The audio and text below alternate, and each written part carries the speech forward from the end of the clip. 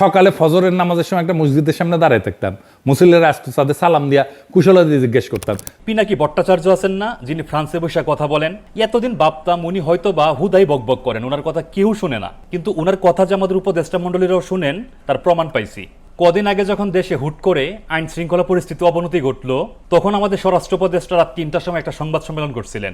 এরপরে পিনাকি দাদা একটা ভিডিও বানাইছিলেন স্বরাষ্ট্র উপদেষ্টাকে নিয়ে। উনি ওই ভিডিওতে স্বরাষ্ট্র উপদেষ্টাকে কিছু পরামর্শ দিচ্ছিলেন এবং বলছিলেন উনি যদি স্বরাষ্ট্র উপদেষ্টা হইতেন তাহলে কি করতেন। সারা ঢাকার রাস্তায় চষে বেড়াতাম, নাগরিকদের সাহস দিতাম, সকালে ফজরের নামাজের সময় একটা মসজিদের সামনে দাঁড়ায় থাকতাম, মুসল্লিরা আসতো, তাদের সালাম দিয়া কুশলাদি জিজ্ঞেস করতাম।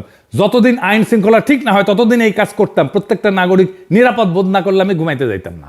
আপনি কোন জাহাঙ্গীর সাহেব, আপনি কয়টা থানায় ভিজিট করেছেন ফিজিক্যালি? উপদেষ্টা হওয়ার পরে কয়বার আপনার বাহিনীর লোকদের সাথে মাঠে গিয়ে দেখা করেছেন, তাদের সাথে ক্যান্টিনে খাইছেন, তাদের পরিবারের খোঁজ খবর নিছেন? গভীর রাতে প্রেস কনফারেন্স ডেকে আলগা সিরিয়াসনেস না দেখায় রাতেই যদি টহল দল নিয়ে ঢাকার এলাকায় যাইতেন, কালকেই সে পরিস্থিতি পাল্টে যেত। পিনাকি দাদার এই ভিডিওর পরে আমাদের স্বরাষ্ট্র উপদেষ্টা ঢাকা শহরে থানাগুলো ভিজিট করা শুরু করছে। গতকাল বৃহস্পতিবার ভোর রাতে রাজধানীর 4টা থানা মিরপুর, দারুসালাম, আদাবর এবং মোহাম্মদপুর আমাদের স্বরাষ্ট্র উপদেষ্টা ভিজিট করছেন।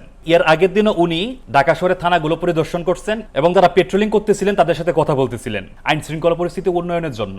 আমাদের মতো সাধারণ মানুষদের পাশাপাশি উপদেষ্টা মণ্ডলীদের মধ্যে একটা অংশ ওনাকে ফলো করেন, ওনার কথাগুলো শুনেন। পিনাকি দাদা যে কোনো ক্রাইসিস মোমেন্টে আগে সমস্যাটা অ্যানালাইসিস করেন, তারপর কি করা উচিত তার একটা পরামর্শ দেন। সেই পরামর্শগুলো যে আমাদের উপদেষ্টারা গ্রহণ করেন তার উদাহরণ হচ্ছে আমাদের স্বরাষ্ট্র উপদেষ্টা, যিনি এখন রাতের আধারে থানাগুলো পরিদর্শন করতেছেন, পেট্রোলিং টিমের সাথে দেখা করতেছেন, আইন শৃঙ্খলা রক্ষাকারী বাহিনীদেরকে সাহস দিচ্ছেন এবং আইন শৃঙ্খলা পরিস্থিতি উন্নয়নের জন্য ঢাকার আনাচে কানাচে চষে বেড়াচ্ছেন।